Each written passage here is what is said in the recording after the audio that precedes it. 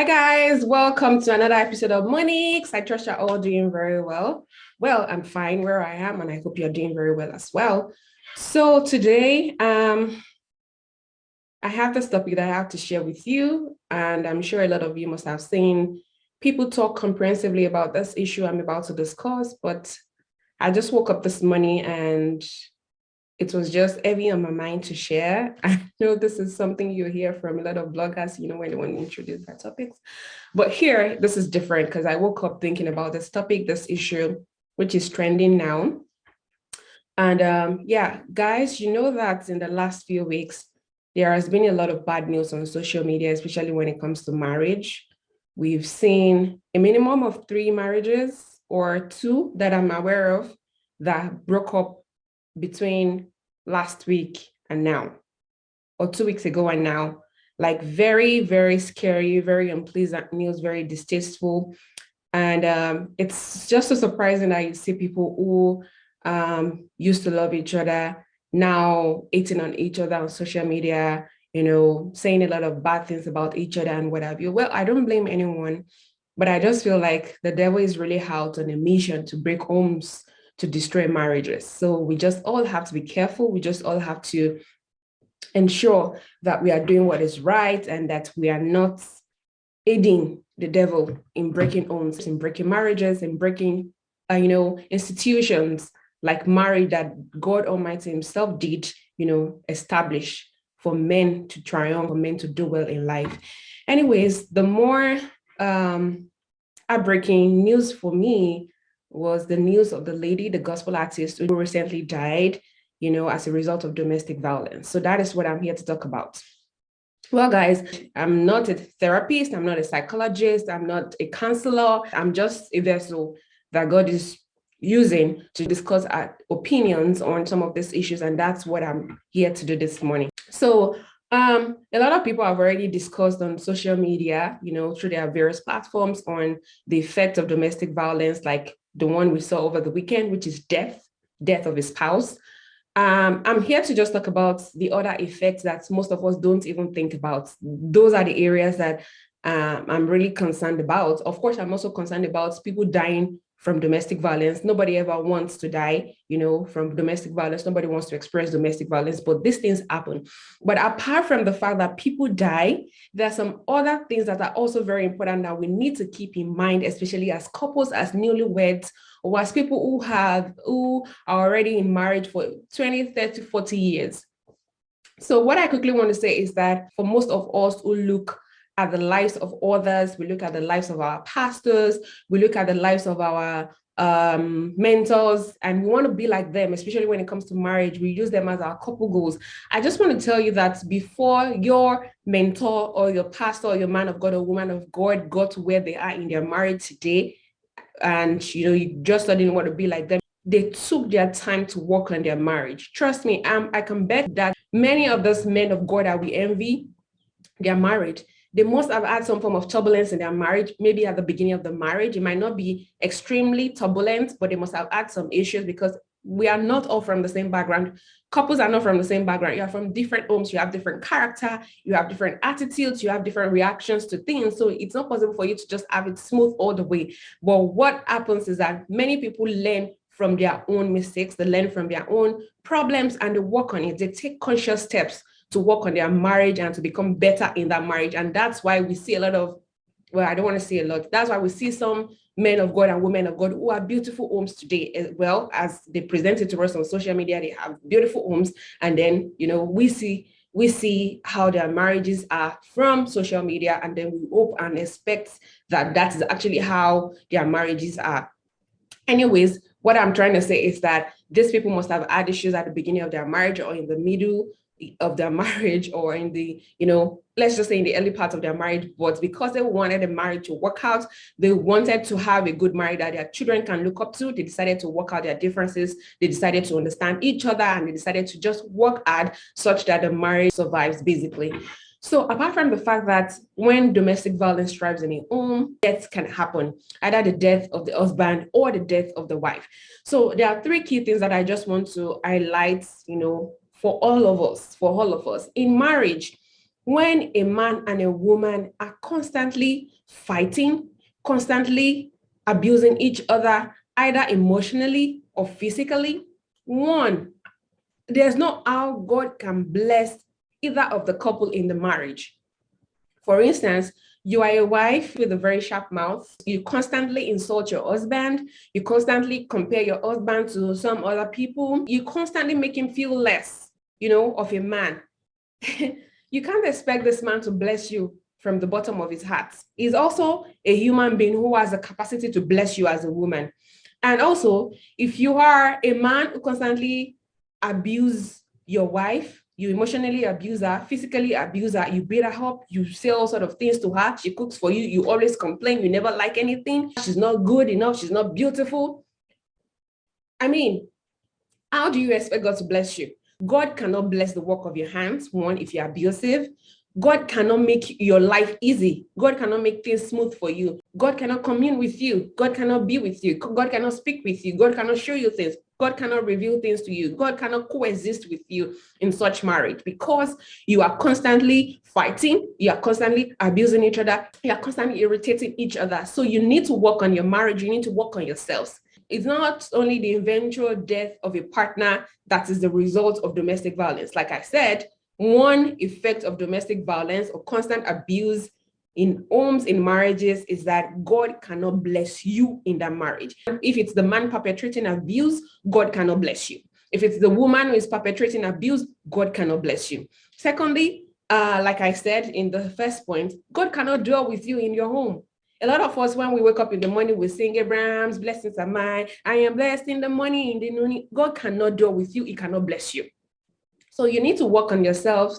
You need to work on your marriage, and you need to take conscious efforts to keep things going well, to keep things positive in your home, even when you know that you have the capacity to be insulting, the capacity to always be irritated and to always abuse or insult your partner. You need to start working on yourself. You need to start working on yourself. Well, the third point that I think is very important is that a lot of people have health challenges, health issues, not just because their immune system is weak or this or that. No, it's as a result of domestic violence. Let me just give you one practical example. So you are in a marriage. As a woman, you constantly insult your husband, you constantly abuse him. And this man says, I'm tired of this woman. I don't want to be sitting at home anymore. I'll just spend my entire day outside and then just come back home in the night to sleep. So of course, throughout the whole day, this man goes out to eat. He eats rubbish. Sometimes he may eat junk. He may eat whatever he says. He might even, be eating things that are not good for his health. Eventually, this man comes down with diabetes or high blood pressure or some form of disease or the other, and then he dies. So that is a result of domestic violence. You didn't beat the man, you didn't touch him, you didn't use sticks on him or slap him, but you abused him to the point that he decided to go out, stay out, eat out, and then eventually fell into the hands of people who sell bad food to him. He eats a lot of bad things, toxic things that affected his health, and now he dies from diabetes, he dies from high blood pressure. Same thing for a woman. You're constantly abusing a woman, you constantly maltreat her, and you expect her to be fine mentally and health-wise. You expect her body to function well. Our body can never function well. So in this situation, this kind of woman who decides to stay back in the marriage will have health issues. She will definitely have health issues, because if they don't have peace of mind, they are constantly stressed, they are constantly worried. Oh, what will my husband do to me today? Will he slap me today? Will he beat me today? If I talk to him, is he going to call me stupid? Is he going to call me useless? Is he going to do that? Kind of man or woman is going to come down with some sickness, with some diseases. So that's it. Well, so I just wanted to talk about causes of domestic violence as well. One is lack of understanding. Before getting married, a lot of us, we are into the mushy. Oh, he loves me, it's so sweet. He buys me this, it does that. It takes me out. He buys things for me. He sends me poems. He sends me songs. He sings for me. He dances for me. He does this and does that. The truth is that you can never know everything about that man or that woman until you get into marriage with them. And this is where understanding comes in. So try to understand who you are dealing with. You might see this man and call him sweet, or see this woman and call her sweet before getting married. When you get into the marriage, that is when you realize that she's not all that sweet. Is not all that sweet. That's the reality. So now that you're in the marriage and you already know that this man is not as sweet as you thought it was, or this woman is not as sweet as you thought she was, you need to now understand their character. You need to now understand who they are, how they behave, what they like, what they don't like, how they react in difficult situations. So you need to then deal with them with understanding. So if you know that your wife is always very abusive when she's broke, Oga, when she's broke and you cannot help her with money, just be calm, because you already know that at that moment she's going to be abusive, she's going to behave in a very nasty way. Just let her be calm, and let there be peace. It's better for you to allow peace to reign than for you to react, when she's being abusive. Because if you do react, you might also pick a cutlass or a stone or a sharp object and you eat her. And when you eat her, she's going to sustain a very deadly injury and she may die. And then you become a killer. So what I'm trying to say is that just understand your spouse, understand when they are understand when that thing happens or when it's about to happen. Guys, let me tell you something. Every human being has their limits. So when that limit is overstretched, that is when people act mad. So every human being has their limits.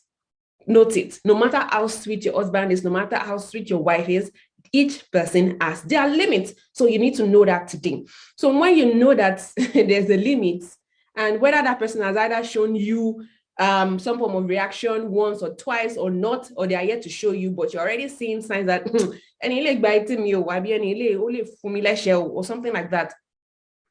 Be aware, and begin to train yourself on how to act when such incidents occurs. When that limit is overstretched and these people react, begin to train yourself on how you would react. Begin to tell yourself that, oh, if my husband does this today, if he screams the roof down, I'm just going to be quiet. If my wife screams the roof down, I'm just going to be quiet. If I can't take it, I'm just going to take a walk for maybe 2 hours, 3 hours, go calm myself down before I return to the house. So you need to begin to think on how you would react when things are blown out of proportion in your home. My dears, it will happen someday.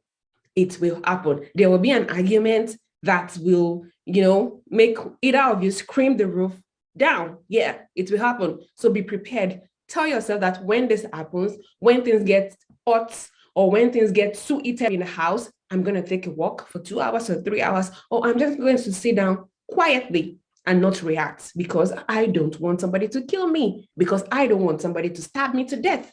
Do you understand what I'm trying to say? If you are the only person who is sane in that home, maintain your sanity. Keep being sane. At the end of the day, hopefully the other person will see how sane you are, and then they will begin to imbibe that character by the special grace of God. They will begin to imbibe that same character. So when things are heated, one person has to be sane. One person has to be sane. So understand who your partner is, understand their character, understand the fact that everybody has some form of madness. Yes, everybody has some form of madness. And when that is triggered, learn how to act, learn how to react in such situation. So the other thing that I want to address is that a lot of people say that domestic violence happens, especially in homes where the man is jealous of the wife's success. I think it's just stupidity for a man to be jealous that his wife is wealthy or the wife is more wealthy than he is. I feel it's stupidity. I feel like you should be happy in the first place. You should be happy because if your wife has more money, even if she doesn't give you the money to run your project or do things, at least she's going to use the money to take care of her needs. She's going to buy whatever she wants. She can afford the luxury lifestyle she wants. She can build herself a house. She can pay her children's school fees. She can do whatever she wants to do. Even if she's not helping you with the school fees, at least she has money, and then she won't bother you, about money, or you understand what I'm trying to say? She's going to be able to take care of herself. So if she's able to take care of herself, that is out of it for you. So you know that you are left with yourself, taking care of yourself and your children. Do you understand? So your wife having more money shouldn't be an issue. Honestly, I don't understand how that is an issue. I don't understand how that is an issue. So for me, I think that what might be the problem in most homes is that when the wife is wealthy or more wealthy than the husband, maybe she misbehaves, maybe she's rude, maybe she's always saying, oh yeah, because I'm the one feeding the family, or I'm the one raising the kids, I'm the one taking care of the kids, I'm the one paying the rent or the mortgage, or I'm the one taking care of everything. The husband might be irritated. I understand that bit, but I just want to tell us women one thing. I have a mentor who I love greatly, my mommy, my second mommy. She's my second mommy and she knows herself. She told me one day, because my mommy, my mommy, she used to be in government, and of course, she's wealthy. And she sat me down one day, she said, Moyo, if ever it happens to you that you have more money than your husband, you must be submissive. You must be calm. Don't you ever let it get into your head that you are more wealthy than your husband. Why? Because a man typically would feel insecure. Why? I don't know. But a man would typically feel insecure that his wife is more wealthy than him or himself. So it is now left for you to know how to deal with that man in your marriage. Be submissive. Be calm. Don't let it get into your head. Those were our words. So basically, what I'm trying to say here is that when you make more money than your husband, when you are about to make salient decisions, decisions that affect the family, big decisions, don't take those decisions alone just because you're the one providing the money. Go to him and say, dear, honey, whatever you call your husband, baby, whatever. This is what I think we should do. And we have the wherewithal. Do you think we should do it? How do you think we should do it? Do you want to oversee the project? Do you want to take it up? And what have you? Just give him the authority, even though you are the one bringing in the money. Do you understand what I'm trying to say? Just make it seem like it's the one doing everything, even though the money is coming from you. But really, in a marriage, it's you two working together. It's two people working together. So I don't see a reason why there should be a distinction. Although we women would like to say our money is our money, our husband's money is everybody's money and what have you. But I just want to say that regardless of how you work or operate in your marriage, when you have more money as a woman, don't be rude. Don't make it so obvious that you're the one taking care of the family. And don't even go out telling your friends or your family members that you're the one doing this or doing that or doing this just because you want them to know that you're the one who is ruling the home. So, my dear sisters, my dear brothers, I don't know, but I just pray God helps us all with this thing called marriage.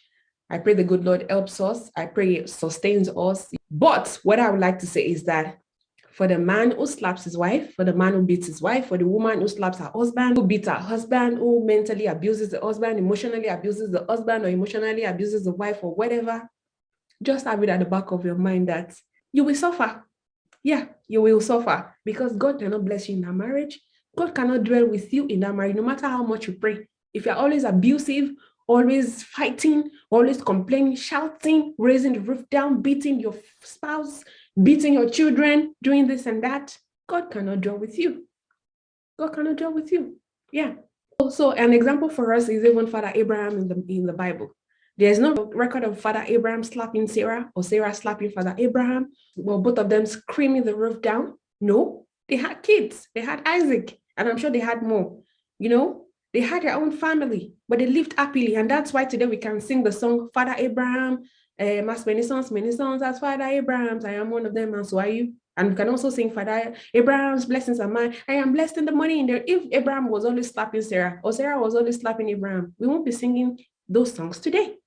So guys, may God help us. And I just pray that, every home is settled in Christ.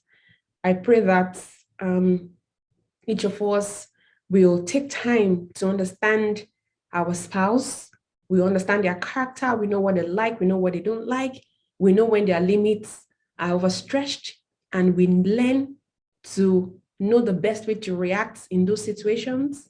And above all, I would just say to us that each home should invite Christ, into their midst. Invite Christ into your midst. And when you have Christ and you honor Christ, there's no how domestic violence will survive. Domestic violence won't survive in your home. It won't.